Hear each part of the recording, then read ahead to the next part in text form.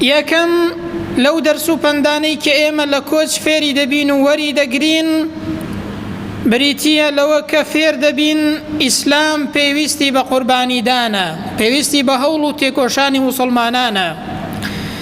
فێر دەبین کە ئینسانی ئیماندار بیر و باوەڕ و عەقیدەکەی لەلا لە هەموو شتێک گەورەترە، لە ماڵ و سامان و مەسلەحەتەکەی گەورەترە.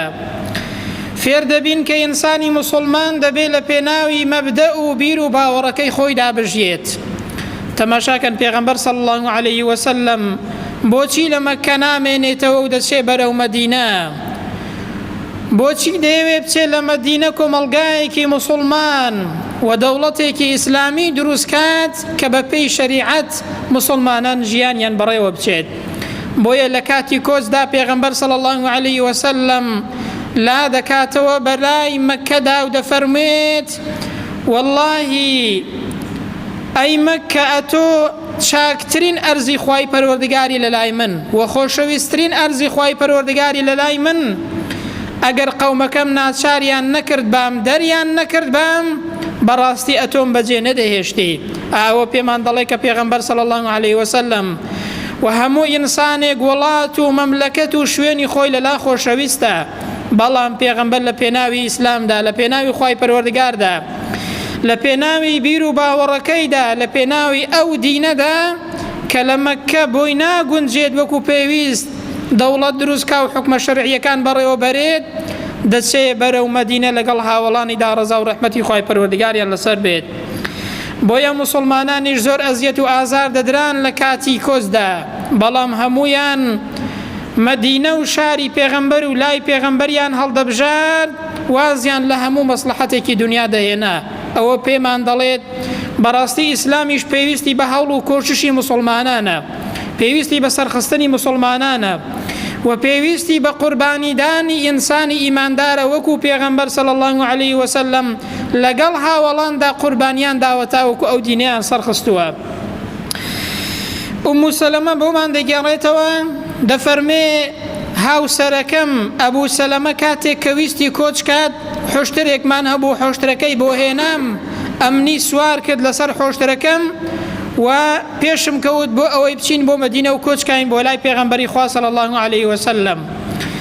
بۆیە دەڵێ لە ڕێگادا خزمەکانم تووشم بوون، گوتیان بەخوا نایەڵین ئەو خزمەی ئێمە و ئەو ئافرەتە ببات، ئەگەر بۆ خۆی دەچێت با بچێت، بەڵام بەخوا نایەڵین ئەو ئافرەتەی ئێمە لەگەڵ خۆیدا ببات. بۆیە ئومو سەلەمە دەڵێ ئەمنیان جیا کردمەوە لە هاوسەرەکەم، بەڵام هاوسەرەکەم پەشیمان نەبەوە، بە تەنیا ڕۆیشت بە لەو لای پێغەمبەر صلی الله علیه وسلم. هاتەمەشاکەن بەڕێزان، ئەوە قوربانیدانە، ئەوە هەوڵ و کۆششە لە کاتێکدا خێزانەکەی لێ دەسەنەوە، بەڵام ئامادە نییە واز لە لای پێغەمبەری خوا بێنێ صلی الله علیه وسلم. ئەوە پێمان دەڵێ ئینسان دەبێ بەڕاستی قوربانی بدا لە پێناوی سەرخستنی دیندا.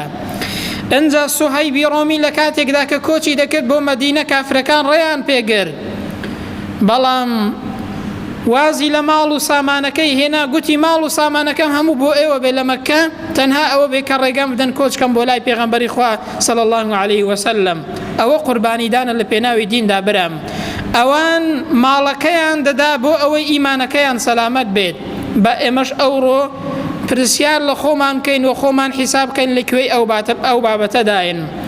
بۆیە کاتێک کە گەیشتە مەدینە سوهەیب، پێغەمبەر صلی الله علیه وسلم کە ئایەتی لەسەر دابەزی بوو، فەرمووی بەڕاستی مامەڵەکەت قازانجی کرد، بەڕاستی ئەی سوهەیب قازانجت کرد کە ئیمانەکەت دەرباز کرد و ماڵەکەت کردە فیدیەی ئیمانەکەت.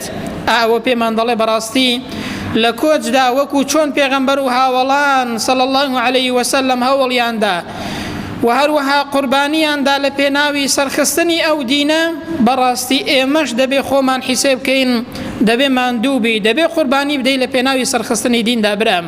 ئەو ڕۆئی وا هەیە مسلمانە لە مزگەوتە، بەڵام بڕوای بۆ قەزیە نییە، بڕوای بەوە نییە کە پێغەمبەر کردوێتی صلی الله علیه وسلم، یان ئەوە تا بە واقعی نایکات. ئەها ئەوان چۆن هەوڵیاندا بۆ سەرخستنی دین.